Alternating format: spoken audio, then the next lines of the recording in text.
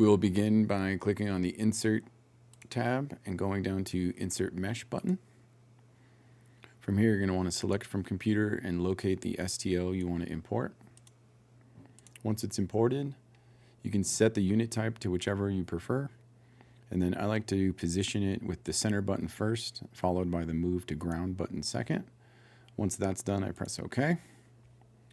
We'll go over to the Mesh tab on the very top, Generate Face Groups button, select the model itself. Type will be set to accurate. Boundary tolerance, you can play with this, but I prefer a high accuracy, so I set it to 1/1000th of a millimeter. Press OK, and this can take some time depending on how complicated the model is. Once it's done, we'll go over to the Modify tab, Convert Mesh, select the model again. Operation, you want parametric, and the method, ideally, you want it to be prismatic. Press OK, and once that's done, you have a fully editable model. I hope that helps.